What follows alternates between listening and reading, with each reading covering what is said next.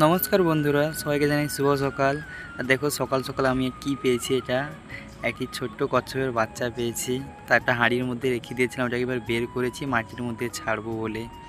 পেছন থেকে দেখো আমার একজন পাড়ার দাদা দেখতেছে কি করছি, ওখানে একটু খেলা করছিলাম। সামনে দিকে এরকম দেখতে দেখছো, চোখগুলো বড় বড় করে দেখে। এখন ওটাকে আমি মাটির মধ্যে রেখে দেবো। দেখো উল্টো করে রেখেছি, ও আবার সোজা হয়ে যাবে একা একাই। দেখো আমিও কোনো দিন দেখিনি এরকম সোজা হয়ে যায় বলে, তাই আজ দেখবার জন্য ওকে ধরে ট্রাই করলাম। দেখো সোজা হয়ে গেল কীরকম। আর ঘাসের মধ্যে প্রচণ্ড বৃষ্টি হচ্ছে, তো ঘাস এবং মাটি দুটোই ভেজা আছে। আর তাতে ওদের সুবিধা হয়েছে, কারণ ওরা জলেই থাকতে যেহেতু বেশি ভালোবাসে।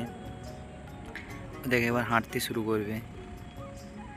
দেখছো হেঁটে হেঁটে চলে যাচ্ছে, দেখো জঙ্গলের মধ্যে চলে যাচ্ছে ধীরে ধীরে। আর দেখা যাচ্ছে না কই, অনেক দূরে কোথায় পালিয়ে গেল নাকি। দেখো এই বস্তা আর কিছু গাছ কিছু ছোট ছোটো হয়ে আছে, তার মধ্যেই যে লুকিয়ে যাচ্ছে। কারণ আমাদের কথাগুলো যে শুনতে পাচ্ছে, তো এই জন্য লুকিয়ে যাচ্ছে গিয়ে।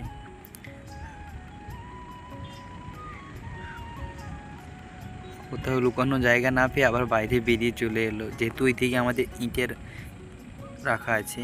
ইটের কাঁড়ি, বা আমাদের এখানে ইট কাঁড়ি বলা হয়, তোমাদের ওখানে কী বলে কমেন্ট অবশ্যই জানিও। দেখো কত বড় মুখ বার করে, পুরো সাপের মতো দেখতেছে, দূর থেকে মনে হবে যেন সাপই দেখতেছে। দেখো এবার বেরিয়ে সামনের দিকে আসবে, রাস্তা খুঁজে পাচ্ছে না কোথা থেকে বেরোবে, এত ইট পড়ে আছে ওখানে।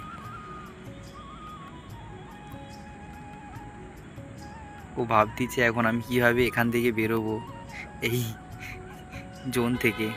ওকে তাই আমি বাইরে বের করে এনে আমাদের একটা মেঝার মধ্যে ছেড়ে দিলাম।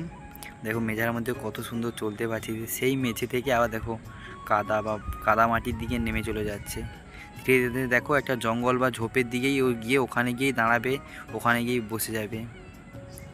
ওখান থেকে এদিকে আর ফিরেই আসছে না।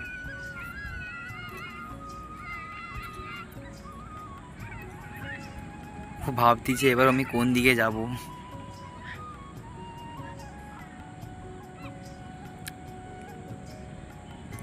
ওকে এখানেই ছেড়ে দিলাম, তারপরে ও যেখানে যাওয়ার একা একাই চলে গিয়েছে। আমি আর একে দেখতে যাইনি যে